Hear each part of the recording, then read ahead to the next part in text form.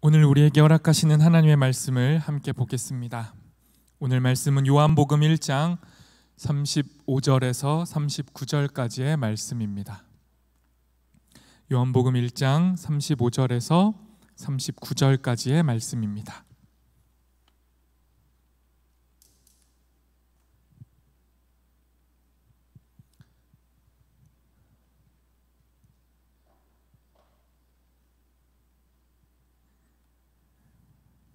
다 찾으신 줄 알고 제가 하나님의 말씀을 봉독하겠습니다. 또 이튿날 요한이 자기 제자 중 두 사람과 함께 섰다가 예수께서 건의심을 보고 말하되 보라, 하나님의 어린 양이로다. 두 제자가 그의 말을 듣고 예수를 따르거늘 예수께서 돌이켜 그 따르는 것을 보시고 물어 이르시되 무엇을 구하느냐? 이르되 랍비여 어디 계시오니이까 하니 랍비는 번역하면 선생이라. 예수께서 이르시되 와서 보라. 그러므로 그들이 가서 계신 데를 보고 그날 함께 거하니 때가 10시쯤 되었더라. 아멘. 네. 너무 안타깝게도 저희가 또 이렇게 비대면으로 마주하게 됐습니다. 지금 유튜브 채팅창 제가 보고 있는데요. 지금 함께 예배하고 계신 분들 인사 나눠주시면 좋겠습니다. 여기 아멘으로 출석했습니다 표시하신 분들도 계신데 아멘 말고도 저 살아있어요, 반갑습니다, 함께 예배해서 너무 좋아요 등등의 인사를 나누면 좋겠습니다. 함께하고 있음을 좀 느끼게 해주세요. 지금까지 저희가 한 4번에 걸쳐서 로한 윌리엄스, 이제 한 이름 정도는 외워주십시오. 어디 가서 꿀리지 않으실 거예요. 로한 윌리엄스 알아? 이러시면 꿀리지 않습니다. 가장 핫한 신학자 중에 한 사람, 그분의 책 그리스도인이 된다는 것, 그 책을 중심으로 그리스도인의 삶을 함께 살펴봤죠. 아주 짧게 요약해 보겠습니다. 4가지의 사람이었어요. 그리스도인의 사람이. 첫 번째는 그리스도인이란 세례의 사람, 그리고 기도의 사람, 말씀의 사람, 성찬의 사람이었음을 살펴봤습니다. 그리고 이제 이 그리스도인의 삶을 이어서 오늘은요, 제자의 삶을 좀 살펴보려고 해요. 자연스럽잖아요. 그리스도인 다음은요, 제자의 삶이에요. 이 2가지의 삶이 어떻게 연결되는지 오늘 좀 살펴보고자 하고요. 너무 감사하게도 우리 청년다운 유튜브 채널에 그리스도인이 된다는 것, 이 책 북포일러 이후에 얼마 전에 제자가 된다는 것, 오늘의 이 설교 주제와 연결되는 제자가 된다는 것이라는 책이 있어요. 이것도 로한 윌리엄스의 책인데 이 책을 소개하는 영상이 올라와 있습니다. 보셨죠? 구독과 좋아요 누르셨다면 요 따끈한 영상을 보시면요, 설교랑 잘 연결이 돼요. 그리고 오늘 또 온라인으로 셀 모임에 함께 하시는 분들도 오늘 셀 모임에서 이 영상 보시고 같이 나눔을 하시면 좋을 것 같습니다. 그럼 이제 제자가 누구인지, 제자는 어떤 삶을 사는 사람인지 함께 살펴보도록 하겠습니다. 우선요, 제자라는 말이 성경에 몇 번 나올까요? 무지 많이 나옵니다. 신약 성경에 무려 269번 나와요. 근데 여러분, 그리스도인, 우리가 그리스도인의 삶을 살펴봤는데 그리스도인이라는 말은 몇 번 나올까요? 제자보다 많이 나올까요? 적게 나올까요? 그리스도인은요, 단 3번밖에 나오지 않습니다. 그러니까 무슨 말이죠? 신약 성경은요, 제자들에 관한 책이고요, 제자들에 의한 책이고 제자들을 위한 책이에요. 그리스도인의 삶을 말하고 있지만 동시에 무엇보다도 그리스도인의 삶을 압축적으로, 구체적으로 제자라고 하는 거예요. 그러니까 제자의 삶을 우리는 살아가는 것이죠. 그런데 여러분, 중요한 건요, 그리스도인이라고 해서 곧 제자인 건 아닙니다. 그리스도인이라는 정체성 안에 제자의 삶이 담겨요. 그리스도인이 훨씬 더 큰 범주입니다. 하지만 모든 그리스도인이 자동적으로 제자가 되는 건 아니에요. 여러분 기억나시나요? 기도도 어떻게 해야 했죠? 배워야 했어요. 제자들이 예수님께 기도를 가르쳐 달라고 해서 기도를 배워야 그리스도인의 삶을 살 수 있었듯이 제자의 삶도 배우셔야 돼요. 배워야 제자의 삶을 살 수 있습니다. 그래서요, 제자의 원어적인 의미가 뭐냐면요, 학생입니다. 그러니까 쉽게 말해서 제자는 뭐예요? 원어적 의미에 따르면 배우는 사람이에요. 제자의 삶을 배우는 거죠. 무엇보다도 제자는요, 그의 스승, 그 스승의 존재와 스승의 삶을 배우는 자입니다. 그래서 오늘 본문을 먼저 살펴보면요, 이 제자들이 등장해요. 스승을 찾고 갈망하고 스승으로부터 무언가를 배우고자 하는 사람들이 등장합니다. 우리 35절에서 37절 말씀을 제가 읽겠습니다. 또 이튿날 요한이 자기 제자 중 두 사람과 함께 섰다가 예수께서 건의심을 보고 말하되 보라, 하나님의 어린 양이로다. 두 제자가 그의 말을 듣고 예수를 따르거늘. 오늘 본문은요, 스승 찾아 나서는 제자, 무언가 배우고 싶어서 안달난 제자들로 시작이 되는 거예요. 그런데요, 이 제자들이 누구의 제자죠? 요한의 제자예요. 예수님의 제자가 아니라 요한의 제자, 요한으로부터 무언가를 배우고 얻어냈던 그 제자들이 지금 어떻게 돼요? 요한보다 더 큰 스승을 또 찾아 나서는 장면인 거죠. 그런데 참 신기한 건요, 요한이라는 자가 자기의 제자들을요 꽉 붙잡고 있으려고 안 하고 더 큰 스승이 나타났으니 이제 그 스승한테 가, 그 스승에게 배워 하고 제자들의 시선을 자기가 아니라 예수님께로 향하게 해요. 기꺼이 자기 자리를 내어놓는 요한을 발견하게 되죠. 여러분, 요한은요 위대한 스승이면서 동시에 위대한 제자의 모습을 보여줘요. 제자가 뭐죠? 끊임없이 나보다 더 큰 존재를 인식하고 그에게 배우고자 하는 학생이 제자예요. 그러니 요한은 참된 학생의 참된 제자의 모습을 보여주는 거죠. 이 요한 때문에요, 그의 제자들은 복을 받아요. 어떤 복을 받아요? 진짜 더 큰 스승을 만나고 그 스승을 따라가기 시작해요. 예수님을 쫓아가기 시작하는 겁니다. 그런데 예수님이 제자들한테 자, 그냥 가, 떠나가 라고 하지 않고요, 이제 너희가 진짜 따라야 될 더 큰 스승에 대해서 아주 명쾌하게 소개해요. 그것이 바로 뭐죠? 하나님의 어린 양이라는 거예요. 너희가 이제 스승으로 여기고 따라가야 할 그는 하나님의 어린 양이야. 이게요, 오늘 1장 29절에 조금 더 구체적으로 나와요. 1장 29절을 한번 볼까요? 1장 29절 이렇게 말씀합니다. 이르되 보라, 세상 죄를 지고 가는 하나님의 어린 양이로다. 하나님의 어린 양이긴 한데 어떤 양이라고요? 세상의 죄를 지고 가는 어린 양이라고요. 여러분, 세상의 죄를 지고 간다, 이 말이 공동 번역엔 조금 더 다른 표현으로 나와요. 볼게요. 이 세상의 죄를 없애시는 하나님의 어린 양이 저기 오신다. 좀 뉘앙스가 다르죠. 세상의 죄를 지고 가는 것과 세상의 죄를 없애는 것. 여기서 쓰인 이 세상은요, 코스모스라고 해요. 우주 혹은 질서, 이런 의미로 사용되는 단어인데, 요한복음 안에서는요, 이 세상이요 하나님의 질서를 대적하는 세력, 하나님에게 반기를 드는 세력을 의미해요. 그러니까 세상은 뭐죠? 하나님을 거부하고 적대시하고 있는 거예요. 그런데 지금 무슨 말을 하는 거예요? 요한 예수님을 어떻게 소개해요? 하나님은 이 하나님을 적대시하는 세상을 없애버리려 하지 않고 도리어 뭐를 없앤다고요? 죄를 없애려고 하신다고요. 하나님은 세상을 없애지 않고 세상을 사랑하셔서 그 세상의 죄를 누구를 통해 없애요? 하나님의 어린 양을 통해 없애요. 하나님의 어린 양을 없애버리는 것으로, 죽임당하게 하는 것으로 이 세상을 구하고자 하는 분이 하나님이시라고 말씀하는 거예요. 그러니 이제 제자들은, 요한의 소개에 따라서 이 진지한 제자들은 이 예수님을 따라가는 거예요. 세상을 사랑하는 스승을 따라가는 겁니다.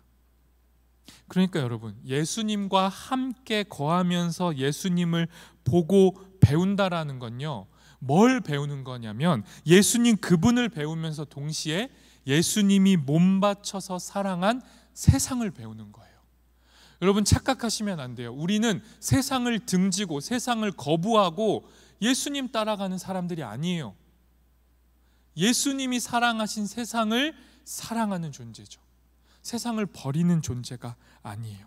세상이 아무리 죄로 물들고 죄로 덮여 있어도 세상을 포기하는 게 아니라 세상에 거하면서 세상에 속해서 더 깊이 세상으로 들어가서 예수님처럼 세상을 사랑하는 자, 그가 제자인 거죠. 요한복음 3장 16절, 그 유명한 말씀을 제가 읽겠습니다. 하나님이 세상을 이처럼 사랑하사 독생자를 주셨으니 이는 그를 믿는 자마다 멸망하지 않고 영생을 얻게 하려 하심이라. 하나님은 세상을 이처럼 사랑하셨어요. 예수를 하나님의 어린 양으로 바치시기까지 사랑하셨습니다. 그런데 그 세상의 상태가 어떻다고요? 요한의 표현에 의하면 죄로 물들었다. 죄를요 아주 간략히 살펴보죠. 여러분, 죄를요 칼 바르트라는 또 어마어마하게 거대한 신학자가 이렇게 정리했습니다. 죄란 교만이고 태만이고 기만이다, 이렇게 말했어요.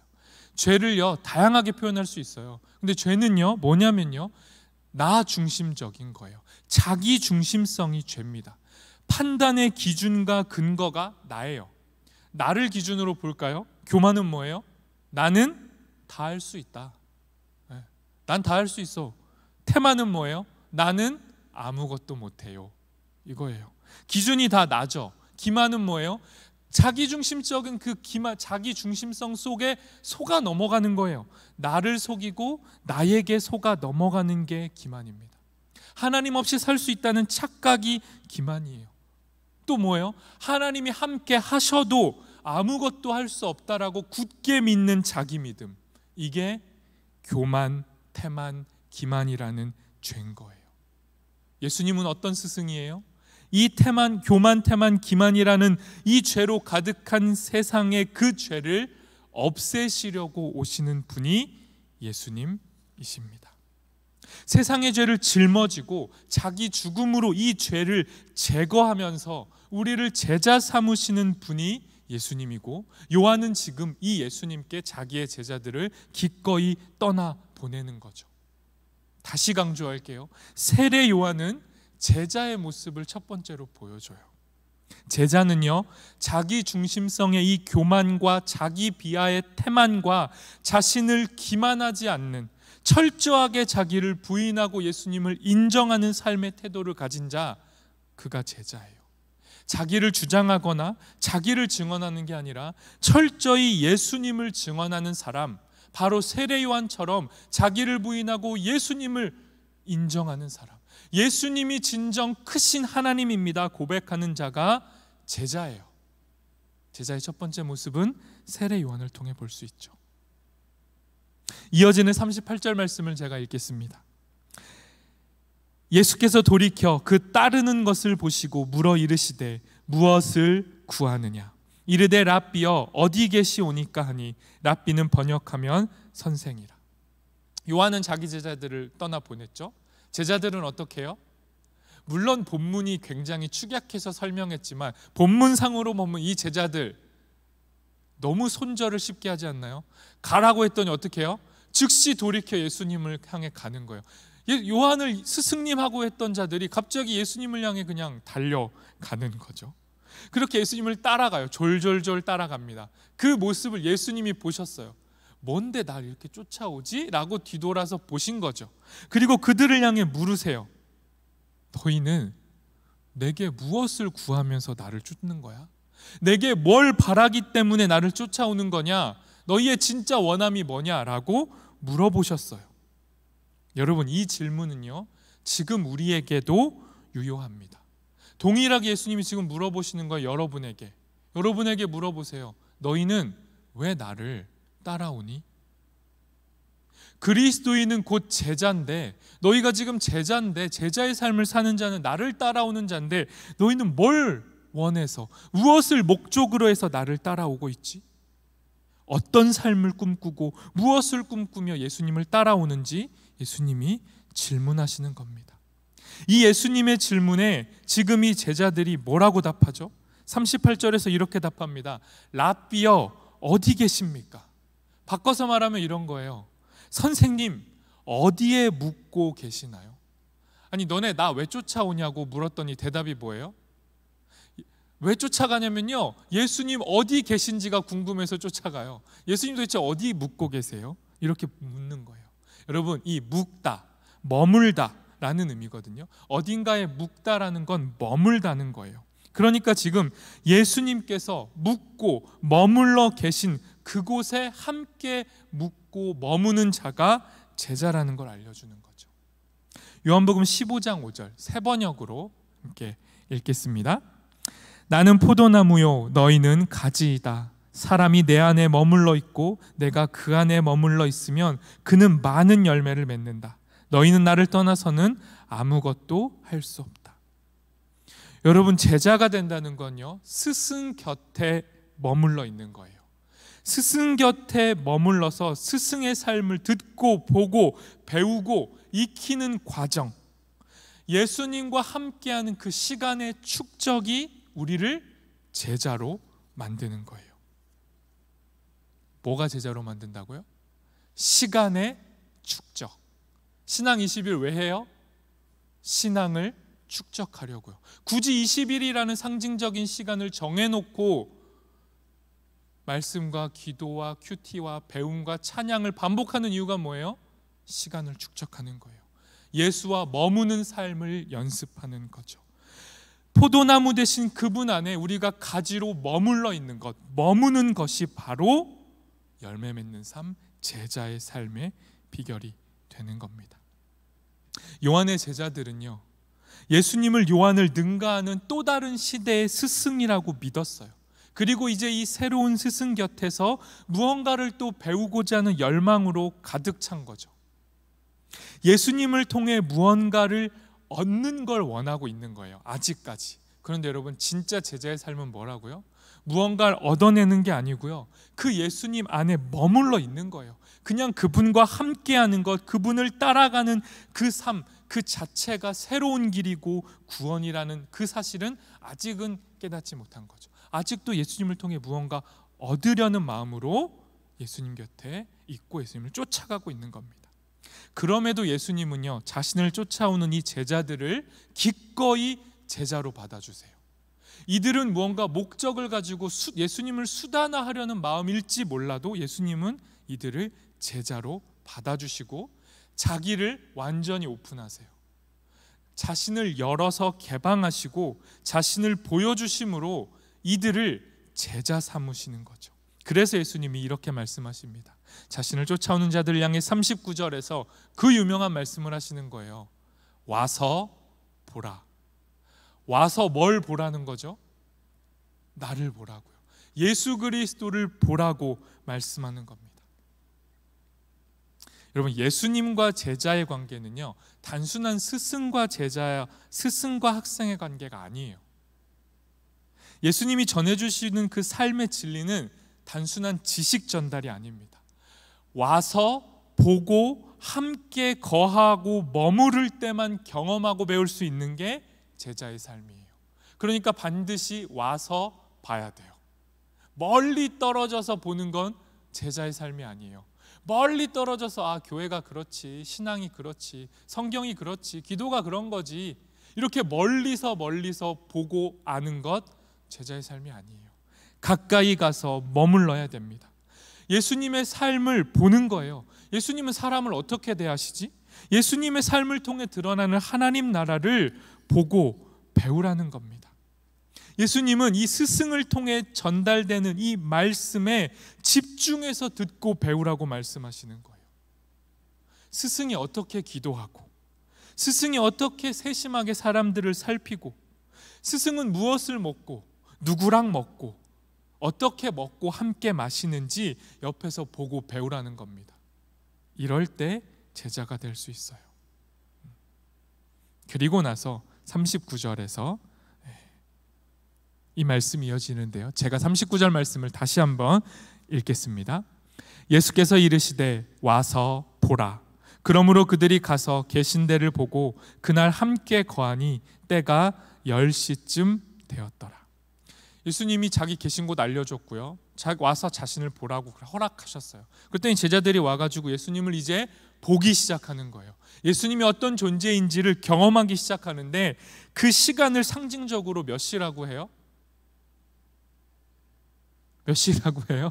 네, 채팅창에 올려주시면 너무 감사할 것 같은데 10시라고 하는 거죠. 여러분, 유대인의 시간 10시는 우리의 시간으로 환산하면 몇 시일까요? 오후 4시예요. 어떻게 계산한 거죠? 이 유대인 10시에다가 6을 더하시면 돼요. 그러면 우리의 시간으로 환산이 되죠. 16시, 오후 4시입니다. 여러분, 이 오후 4시는 무슨 시간이죠? 지금 요한복음의 기자가 그냥 진짜 그 시간이 오후 4시여서 이렇게 기록했을 수도 있어요. 그런데 우리는 성경을 해석할 수 있습니다. 제가 성경 설교할 때 말씀드렸죠. 해석해 보는 거예요. 이 오후 4시라는 시간이 뭐죠? 낮과 저녁의 경계 시간이고요. 애매한 시간이에요. 뭐 하기 되게 애매해요. 해질 무렵이거든요. 근데 유대인들에게는요, 언제가 하루의 시작이냐면 해가 뜰 때가 아니라 해가 질 때예요. 그러니까 오후 4시는 유대인의 시간으로 치면 뭐예요? 하루가 시작되는 시간이죠. 이 상징적인 시간은 뭐예요? 지금 제자들이 예수님과 함께 머물므로 제자들의 삶이 새롭게 시작되는 시간임을 강조하는 거예요. 10시, 제자들이 예수님과 머무는 시간, 변화가 시작되는 시간을 요한복음이 증언하고 있는 것입니다. 이 예수님의 시간 안에 우리가 새로워지고 변화될 수 있었으면 좋겠어요.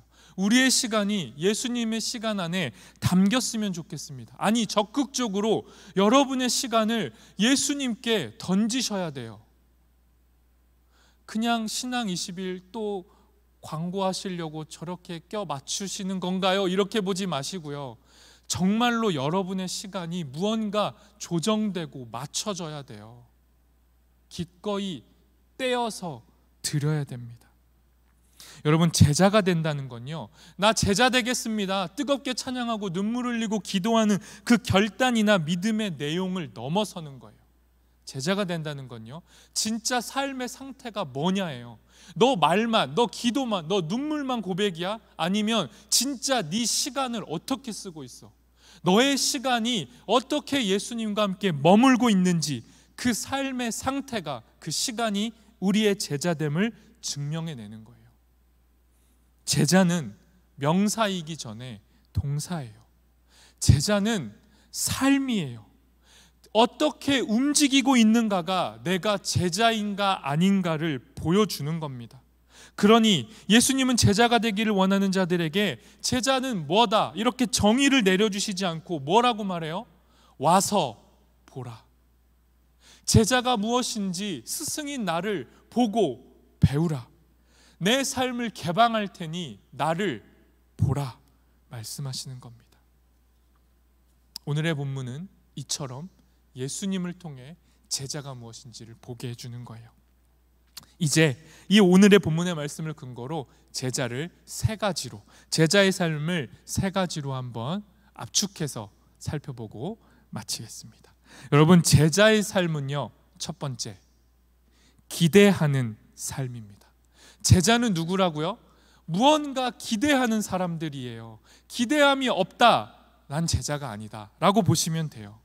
로안 윌리엄스는요, 제자를 기대하는 사람들이라고 그 책에서 표현해요. 예수님을 통해 새로운 빛이 비추일 거야. 예수님을 통해 세상을 바라보는 새로운 시선과 시야와 인식을 확보하는 자들이 제자입니다. 예수님을 통해 인식의 전환을 경험하는 자가 제자예요. 세상 죄를 지고 그 죄를 짊어지고 하나님의 어린 양이 되셔서 그 죄를 제거하시는 하나님을 통해 세상을 보는 거죠. 그러면 세상이 어떻게 보여요? 망할 세상. 유튜브 여러분 청년다움 채널을 보시려고 하다 보면 이상한 영상이 넘쳐나요. 제가 여러분께 경고를 드립니다. 강하게 권면해요. 유튜브 채널 다 클릭하시면 안 돼요. 클릭하셔도 잘 분별하십시오. 이 시대를 코로나 때문에 망조라고 말하는 사람들이 너무 많아요. 진짜 주님의 재림이 임박했다, 이제 곧 휴거가 일어날 것이니 거룩한 신부가 되어서 깨어있자, 좋은 말 같죠. 경계하십시오. 속임수입니다. 여러분 2000년 전에도 1000년 전에도 3000년 전에도 그 전에도 전염병이 있었고요. 삶의 지진과 위기는 넘쳐났어요. 오늘 이 2021년 즈음이 마지막 때니 아주 그냥 우리에게 두려움을 주려는 영상들을 여러분 피하십시오. 그렇게 세상을 보는 건 제자가 아니에요. 제자는요, 코로나로 정말 망할 것 같은 이 세상도 여전히 하나님이 포기하지 않고 사랑하신다라는 그 시선으로 보게 되는 거예요. 그러니 대충 살지 않고 막 살지 않고 백신 안 맞아도 돼, 그냥 교회 가서 뭉치자라는 말 하지 않고, 그런 무모한 말 하지 않고 나와 다른 이를 위해서 기꺼이 백신 맞고 거리 두기를 동참해 주는 게 그게 새로운 인식이고 제자의 삶이에요. 여러분, 제자는요 기대하는 겁니다. 망할 것 같은 아무것도 보이지 않는 상황 속에서 예수님 때문에 세상을 기대하고요, 세상을 사랑하는 자들이 제자입니다. 여러분, 로안 윌리엄스 책을 조금 더 판매하겠습니다. 여러분, 이 책을 보시면요 좋은 비유가 하나 나와요. 제자를요 조류 관찰자라고 설명해요. 그림 한번 보여요. 조류 관찰자, 말 그대로 새를 관찰하는 사람인데요, 이 조류 관찰자는요 새가 움직이는 그 찰나, 너무도 빨라서 우리 눈으로 담을 수 없는 그 새의 움직임의 아름다움을 담아내기 위해서 한 곳에서 자리 잡고 침묵하고 머물러서 조급해 있지 않고 시선을 흐트러뜨리지 않고 집중하고 인내하고 기다리는 사람이에요. 조류 관찰자, 제자죠. 제자의 삶을 보여주는 거예요. 변화와 새로움의 그 놀라움의 순간을 놓치지 않으려고 그 자리를 지키고 있는 거예요. 세상이 아무런 변화 없고 절망, 주식 하락, 코인 하락, 이런 상황 속에 버티고 서서 앉아서 예수님이 보이실 놀라운 변화의 순간을 기다리는 자, 덥거나 춥거나 해가 내리쬐거나 빗물이 쏟아지거나 상관없이 자기 자리를 버티고 지키는 자, 그 자가 제자예요. 여러분, 멀리서 제자를 보면 어떻게 보일까요? 멀리서 조류 관찰자를 보면 어떻게 보일까요? 아무것도 안 하는 사람처럼 보입니다. 그냥 멈춰 있는 것처럼 보이죠. 그런데 여러분, 제자는요 아무것도 하지 않고 있는 게 아니라 변화의 순간, 하나님의 가능성을 자신의 몸에 담아내서 기다리는 자예요. 인간의 실패와 불가능함에 갇혀서 닫힌 눈과 마음으로 사는 자가 아니라 하나님과 세상을 향해 눈을 열고 열린 마음으로, 열린 눈으로 세상을 바라보고 기대하는 자들이 제자입니다. 그러니 여러분, 이 땅에서 제자로 사는 삶이 뭐예요? 세상이 우리에게 종용하는 삶의 패턴이 있어요. 요 정도 속도에 맞춰서 살아라. 속도를 우리에게 강조하거든요. 그러니까 속도하고 다르면 어떻게 돼요? 도태된다고 느껴요. 그러니까 여러분이 제일 불안할 때가 언제예요? 내가 뭔가 뒤처지는 것 같을 때, 남들이 막 뭔가 하는데 나 아무것도 안 할 때 불안하잖아요. 아니에요? 여러분, 솔직히 어쩔 때 불안해요. 여러분, 아무것도 안 할 때 여러분 불안해요. 요즘 청년들의 정말 너무도 선명한 특징이에요. 쉬라고, 좀 멈춰서서 너를 돌보고 회복하라고, 하나님과 관계 좀 가지라고, 큐티하고 멈춰서서 성경 보고 말씀 보고 기도하고 주일에 1시간이라도, 여러분께 손가락질한 거 아닙니다, 멈춰서서 좀 주님 집중하라고, 이 소리가 잘 들리지 않아요. 그렇게 멈추면 내 자리 뺏길 것 같은 불안이 우리의 마음이에요. 여러분, 그런데 속지 마십시오.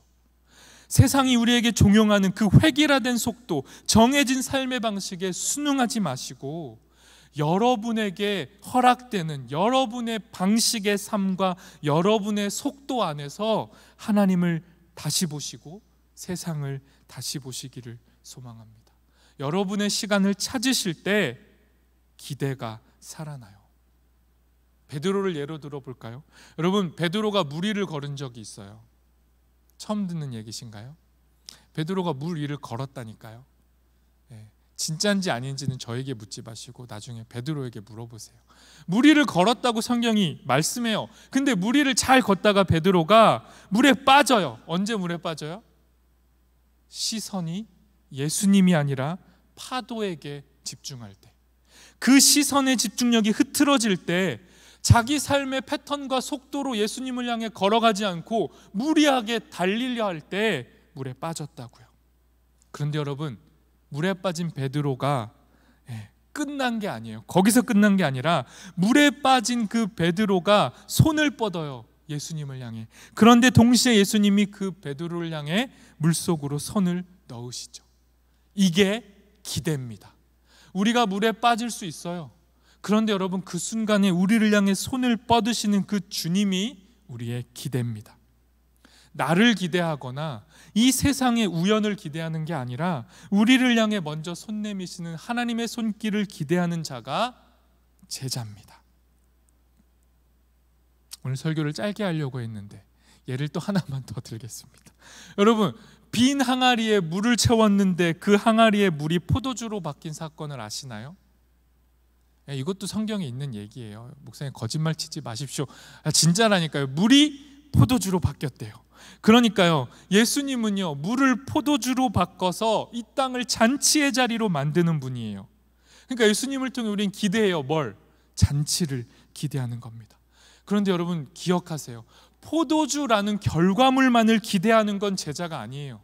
제자는 뭐냐면요, 빈 항아리에 물을 채우는 사람이에요. 그리고 물을 채우면서 뭘 기대해요? 이 물을 포도주로 바꾸실 예수님을 기대하는 겁니다. 아까 예수님이 뭐라고 물어보셨죠? 너희는 내게 뭘 기대하니? 너네 왜 나를 쫓아와? 이때 제자는 뭐라고 대답해요? 예수님, 내 빈 항아리에 물 좀 부으셔서 나 붓기도 힘드니까 주님이 친히 부으시고요, 그 물 포도주로 바꿔주세요. 너무 재미없는 내 삶을 잔치로, 축제로 좀 바꿔주세요. 네, 그걸 원합니다, 주님. 이건요, 제자가 아니래요. 제자는 뭐예요? 예수님, 이 빈 항아리에 내가 물을 부을 테니 이 물을 포도주로 바꾸십시오. 주님을 기대합니다 라고 새로운 시선으로 예수님을 기대하는 자들이 제자입니다. 여러분, 이렇게 예수님을 기대하실 수 있으면 좋겠어요. 세상을 변화시키는 그 빛이 나타날 때까지, 예수님이 우리의 삶의 빛을 비추실 때까지 우리의 자리를 지키고 세상을 보다 자세히 오랫동안 바라보는 자들이 제자입니다. 여러분, 부활을 경험하기 전까지도요, 부활이라는 이 빛을 보기 전까지 예수님의 제자들도 다 어리석었어요. 다 서툴렀고 다 조급했고 다 불안했습니다. 그런데 부활이라는 이 새로운 빛 안에서 새로운 세상을 보게 된 거죠. 우리도, 제자인 우리도 예수님 안에서 이 예배와 모임을 통해 예수님이 우리에게 주시고자 하시는 그 새로운 빛을 기대하고 바라볼 수 있었으면 좋겠습니다. 그 빛이 우리에게 비추기까지 세상을 향한 질문을 멈추지 않았으면 좋겠습니다. 두 번째, 제자의 삶이 뭐냐면요, 따르는 삶입니다. 기대감을 가지고 예수님을 따르는 게 제자예요. 그냥 따라가는 거 말고요, 끌려가는 거 말고, 어쩔 수 없이 가야지, 이런 거 제자가 아니죠. 기대감을 가지고 예수님을 따라가는 거예요. 그런데 여러분, 성경을 보면요, 예수님이 가시는 그 길을 우리가 따라가는 게 얼마나 부담스러운지 아주 노골적으로 말씀합니다. 누가복음 14장 26절만 한번 봐볼까요? 여기만 봐도요, 예수님 따라가는 게 얼마나 힘든지 보여요. 제가 읽겠습니다. 물은 내게 오는 자가 자기 부모와 처자와 형제와 자매와 더욱이 자기 목숨까지 미워하지 아니하면 능히 내 제자가 되지 못하고. 부담되죠. 27절이 더합니다. 27절도 볼까요? 누구든지 자기 십자가를 지고 나를 따르지 않는 자도 능히 내 제자가 되지 못하리라. 여러분, 성경에서 제자가 된다라는 건요, 어느 수준이냐면 불가능에 가깝다는 걸 말하는 거예요. 우리가 아무리 제자 되겠습니다, 주님 따라가겠습니다 해도 제자라는 삶의 실제적인 길이 이런 거예요. 부모, 처자, 형제, 자매, 나의 목숨도 미워하고 나를 부인하고 예수님 따라가는 게 제자인데, 이게 우리 힘과 능력으로 불가능하죠. 또한 우리가 제자의 삶을, 그 길을 정할 수도 없어요. 내가 그 길 가고 싶다고 그 길을 가는 게 아니에요. 우리를 제자로 부르신, 와서 보라 말씀하신 그 예수님 곁에 머무는 것만 제자, 예수님을 따르는 삶의 가능성이에요. 여러분, 예수님을 따른다라는 것은 어떠한 삶으로 귀결될까요? 예수님을 따라가면 어디에 멈춰서게 되죠? 우리가 예수님이 멈춰서신 그곳에 우리가 멈추는 거예요. 그러니까 예수님을 따라가는 삶이 뭐예요? 예수님이 머무시는 그곳에 나도 있겠습니다라는 고백인 거죠. 예수님이 계신 곳, 예수님이 머무시는 곳이 성경에서는 선명해요. 예수님은 항상 어디에 멈췄죠? 소외된 사람, 무시당하는 사람, 불행한 사람, 왕따, 자기를 미워하는 사람, 가난하고 병든 사람들, 언제나 주류에서 벗어난 자들의 그 자리에 예수님이 머무르셨어요. 그리고 그 자리로 우리를 부르시는 거예요. 이렇게 예를 들어볼게요. 여러분, 어떤 한 선교사님이 평생을 선교지에서 선교했는데 회심자가 단 한 명도 나오지 않았어요. 그러면 그 선교사님의 삶을 어떻게 평가하시겠어요? 우리는 그 선교사님의 삶을 개종이라는 눈에 보이는 가시적인 결과가 없다고 해서 그분의 삶이 열매 없다라고 말할 수 없죠. 그 선교사의 삶은 뭐로 판정되죠? 그분이 예수님과 함께 머문 시간, 그분이 선교지에 있는 사람들과 함께한 시간, 그 선교사가 그 선교지의 사람들을 대했던 태도가 열매입니다. 그것으로, 그 시간으로 그 선교사님은 평가받게 되는 거예요. 그러니 여러분, 예수님을 따르는 사람들은요, 세상의 기준으로 평가받지 않아요. 제자의 삶의 결말은 세상적인 기준으로 볼 때는 실패입니다.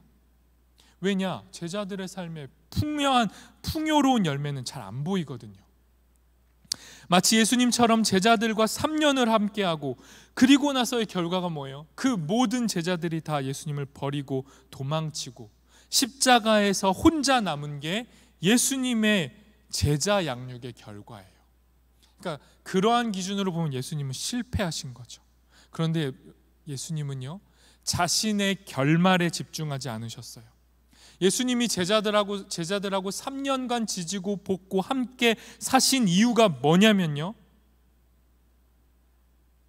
그저 그들과 함께하는 것으로, 결과가 아니라 그 함께하는 과정과 여정으로 그들을 제자 삼으시려 했던 그 마음이 본질이었던 거죠. 결과가 아니라 함께함, 함께 머무는 것이 본질이었어요. 그러니 그 결과로 제자들은 잠시 예수님을 떠났지만 부활을 통해 다시 예수님을 따르기 시작하는 거예요. 그러니 제자인 여러분, 제자로 살기를 작정하신 여러분, 여러분의 삶이 어때야 돼요? 예수님을 따라가는 겁니다. 그저 따라가는 거예요. 그분 곁에 서서 머물러 있는 겁니다. 세상의 가치와 기준으로 판정받지 않아요. 머물러 계십시오. 그리고 제자의 삶, 마지막 세 번째는요, 제자는요, 무리지어 사는 삶을 사는 사람들이에요. 표현이 좀 그렇죠? 동물도 아니고. 근데 여러분, 제자는 무리지어 사는 존재입니다. 제자는요, 교회라는 살아있는 생명 공동체 안에서 무리지어 사는 사람들이에요. 예수님을 기대하고 예수님을 따르고 무리지어서 교회로 사는 삶이 제자의 삶입니다. 제자는 혼자가 아니라 함께해요. 못났고 부족함 투성인 이 교회라는 무리 속에 예수님이 멈춰서 계시니까 그분이 계신 곳에 나도 머물러 있는 것이 제자입니다. 세례받고 교회가 됐죠. 교회가 돼서 함께 성경을 보죠. 교회가 돼서 함께 기도합니다. 교회가 돼서 함께 찬양하고, 교회로 함께 세상을 배우고, 교회로 세상을 사랑하는 무리가 제자인 거예요. 기억하십시오. 제자는 혼자가 아니에요. 혼자가 되면 어떻게 된다고요? 집중력이 흐려진다니까요. 기대감이 없어져요. 자꾸만 시선이 나에게 집중되고 나에게 집착하는 태도를 벗어날 수가 없어요. 그러니 예수님께 집중하고, 예수님을 기대하고, 예수님께 우리의 시선을 향하고, 나의 시선을 예수님께 빼앗기는 삶을 살려면 무리지어 있으셔야 돼요. 교회로 살 때만 가능합니다. 그리스도의 몸인 교회는 파편적인 개인이 아니라 각자의 고유한 역할과 기능을 가진 구별된 개인으로 다른 개인과 연결되는 존재인 거예요. 무리지어 산다고 해서 내 개인성, 나의 독특함이 사라지지 않아요. 내 독특함이 더 발현이 되는 거예요. 나의 고유한 은사와 기질이 무리지어 살 때 드러난다고요. 혼자 있으면 내 은사가 소멸돼요. 내가 진짜 나다울 때가 언제지? 혼자 있을 때. 착각입니다. 혼자 있으면 기만에 빠지고 교만에 빠지고 태만에 빠지는 거예요. 혼자 있기 좋아하는 여러분, 혼자 있기 좋아하는 저에게 말하는 겁니다. 혼자 있으면 망합니다. 분리된 시간, 큐티 혼자 하는 거 아니에요, 목사님? 지금 딱 걸려 넘어지신 것 같은데 큐티 혼자 하는 거잖아요. 아니요. 혼자 한 그 개인이 또 다른 개인과 만나는 게 큐티예요. 개인이 구별되어서 또 다른 개인을 만나는 게 교회입니다. 그렇게 무리지어 사는 거예요. 무리지어 살면 정말 무리가 됩니다. 무리지어 살면요, 서툴고 부족하고 모나고 가시 많은 존재들하고 부대끼다가 찔려요. 아파요. 진짜 혼자 사는 게 나을 것 같아요. 근데 여러분, 그래도 무리로 사세요. 서로를 찌르고 아프게 하지만 그 아픔 너머에 나를 사랑하고 기뻐하고 나를 받아내시는 그 예수 그리스도를 무리 안에서 경험하는 거예요. 무리로 산다는 건, 제자로 산다는 건 우리 선택이 아닙니다. 이 중 누구도 자신의 선택으로 교인이 되지 않았고 나의 선택으로 제자 되지 않았어요. 그렇게 생각하면 착각입니다. 여러분이 제자이고 교회일 수 있는 이유는 예수님이 부르셨기 때문이에요. 와서 보라. 와서 나를 보고 너를 보고 이들을 보고 세상을 보고 배우라. 제자가 되라. 예수님의 초청이 우리를 제자 삼아 주신 거예요. 예수님의 기대가 우리를 제자 삼는 겁니다. 예수님의 그 기대 때문에 우리는 기대하게 되고요. 우리 다 포기하고 예수님 떠나고 싶은 그 순간, 예수님으로부터 도망치고 있는 그 자리에 예수님이 어떻게 해요? 쫓아오세요. 그리고 우리를 붙잡고 뭐라고 해요? 다시 무리지어 살자고 초대하는 거예요. 이 예수님의 끈질김의 기대와 우리를 쫓아오시고 다가오시는 그 예수님의 마음이 우리를 제자로 서게 하는 겁니다. 어느 순간에도 예수님은 하나님께 집중력을 포기하지 않으셨고, 예수님은 하나님을 향한 기대와 순종을 저버리지 않았어요. 그 예수님의 끈기와 인내와 사랑이 우리를 끝까지 추적할 겁니다. 그리고 마침내 우리는 예수님께 굴복하고 그 예수님의 품 안에서 제자가 될 거예요. 그러니 자신을 보면서 한숨 쉬지 마시고 나를 추적하시는 예수 그리스도 안에서 제자의 삶을 연습하고 제자의 삶을 사시기를 소망합니다. 말씀을 맺겠습니다. 그래서 결국 제자의 삶이 뭡니까? 제자의 삶이 뭐예요, 여러분? 제가 대답하지 않겠습니다. 제자가 된다는 것, 로안 윌리엄스의 대답으로 대신하겠습니다. 이렇게 말합니다. 제자의 삶이란 마음속에 자리 잡은 영원한 사랑이 가득 차서 우리의 일상의 작고 평범한 일을 조금 더 잘하게 되는 것, 조금 더 잘하게 되는 것, 이게 제자의 삶이에요. 뭐 거창한 거 아니에요. 제자의 삶을 산다고 방언이 터지고 예언을 하고 엄청난 기적을 일으키는 것이 아니고요. 바울의 표현대로 하면 제자의 삶은 그저 사랑하는 삶이에요. 소리만 크고 꽹가리처럼 시끄러운 존재가 아니라 묵묵히 사랑하면서 일상을 조금 더 잘 사는 자가 제자입니다. 로한 윌리엄스 이렇게 재밌게 표현해요. 물론 이게 로한 윌리엄스식 개그인데요, 유머인데 저는 재밌었어요. 일상을 조금 더 잘 사는 걸 이렇게 표현했어요. 설거지를 조금 더 잘하게 되는 거다. 그냥 귀찮아서 마지못해 하던 그 설거지가, 그 소소한 일상의 평범한 일상이, 그 반복되는 일이 그 일에 하나님의 사랑과 임재를 담아내는 것, 그런 설거지가 바로 조금 더 나은 설거지라는 거죠. 우리가 만나고 마주하고 함께 먹고 마시고 이야기하고 함께 일하는 사람들에게 조금만 더 친절해지는 거예요. 조금만 더 양보하고, 조금만 더 배려하고, 조금만 더 기다려주고, 조금만 더 기대해주고, 제발 가르치려 하지 마시고 배우려 하고, 말하기보다는 듣는 자세를 갖추며 사는 삶이 제자의 삶, 예수님을 따라가는 삶입니다. 제자란 자기 자리 지키고 있는 거예요. 나 무엇이든 할 수 있습니다. 교만하게 큰 소리 치지 않고요. 나 무엇이든 잘 압니다. 교만하게 남을 가르치려 하지 않고요. 제자란 자기 자리가 너무도 버거워서 좌절하고 주저앉아서 울고 싶은 그 순간에, 아무런 기대가 없는 그 순간에, 도전하고 싶지 않은 그 순간에 태만하여 게으름에 지지 않는 자예요.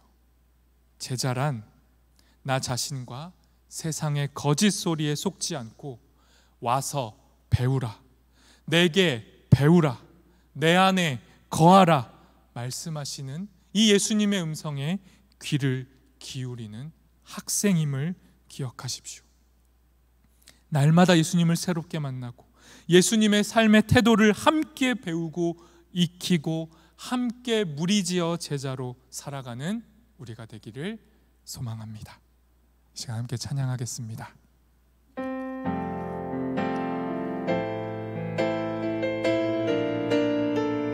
우리 이 시간 함께할 이 찬양의 고백 안에 제자의 삶의 의미를 담았으면 좋겠습니다. 제자가 무엇인지 오늘 말씀하신 그 주님의 말씀을 기억하며 우리 함께 찬양으로 고백하도록 하겠습니다.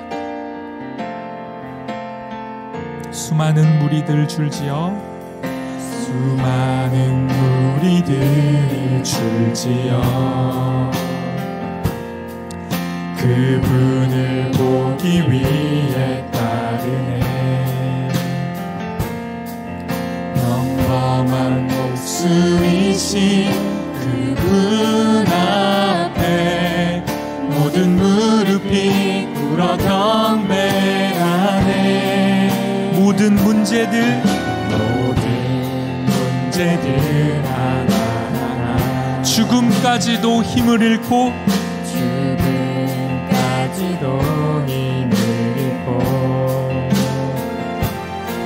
생명의 근원 되신 예수 이름 앞에 모든 권세들 굴복하네.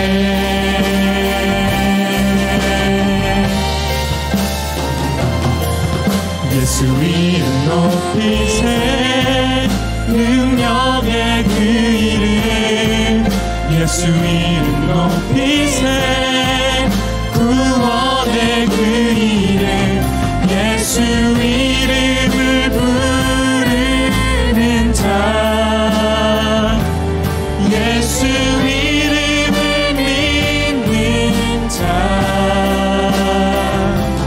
예수 이름 앞에 나오는 자, 나의 계획이 실패하고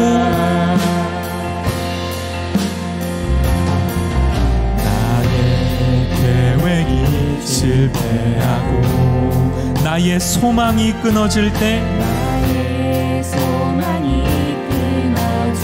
삶의 주관자 되신 그분 앞에 자 되신 그분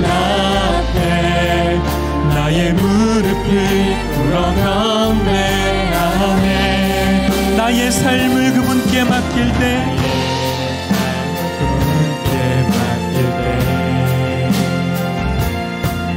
비로소 나의 마음 평안해. 구원의 반석 되신 예수의 이름을 소리 높여 찬송하네. 예수 이름 높이세. 예수 이름 높이세. 능력의 그 이름. 예수 이름 높이세. 구원의 그 이름.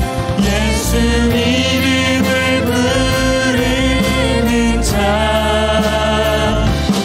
예수 이름을 믿는 자.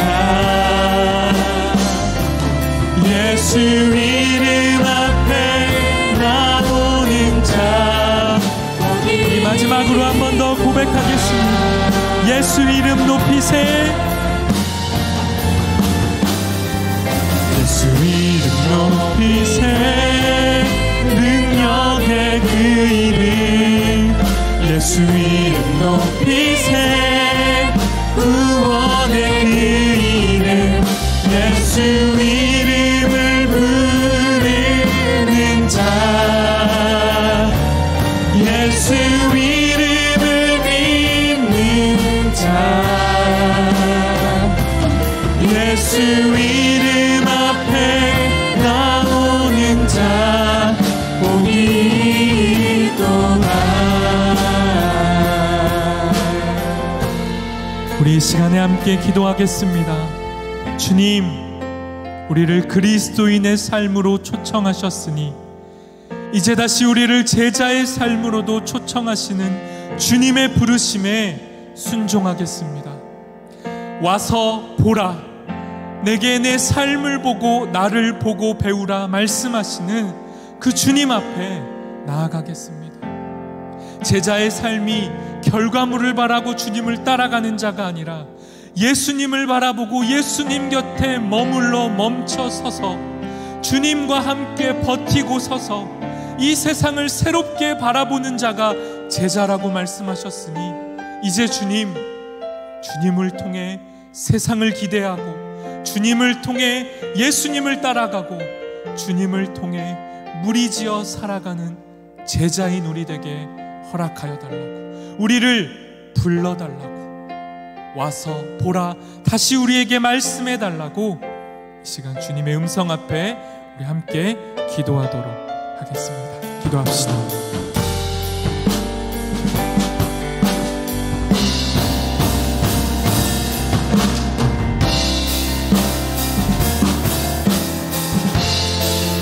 주님 감사합니다. 주님 우리를 제자로 부르시니 감사합니다. 와서 보고 내게 배우라, 나를 따라오라 우리에게 말씀하시는 주님의 말씀이 우리를 제자 삼으십니다. 내 힘으로는 불가능한 제자의 삶도 주님의 말씀 안에 가능합니다. 주님 우리를 제자로 불러주십시오. 코로나가 우리를 가로막을지라도 우리가 주님의 제자 되는 것을 그 무엇도 끊을 수 없으니 우리를 제자로 삼아 주시옵시고 함께 기대하고 주님을 따르며 교회로 무리지어 살아가는 우리 되도록 우리가 함께하고 있는 신앙 21의 시간을 통해 주님 안에 머무는 것을 배우게 하시고 주님을 기대하게 하시고 주님을 통해 세상을 다시 보게 하시고 이 세상을 사랑할 수 있는 능력을 우리에게 허락하여 주시옵소서. 우리를 제자 삼으시는 주님께 감사하며 주님을 기뻐하며 기꺼이 주님을 따라가겠습니다. 우리와 함께하여 주시옵소서.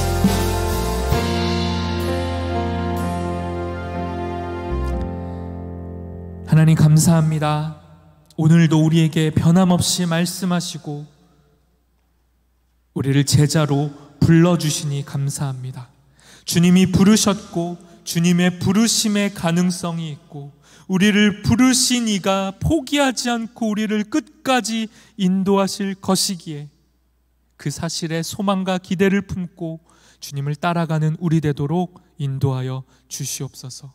주님을 기대하고 이 세상을 다시 기대하고 주님을 따라가며 주님을 본받고 교회로 함께 살아가는 우리의 삶 되도록 인도하여 주시옵소서. 예수님의 이름으로 기도합니다. 아멘.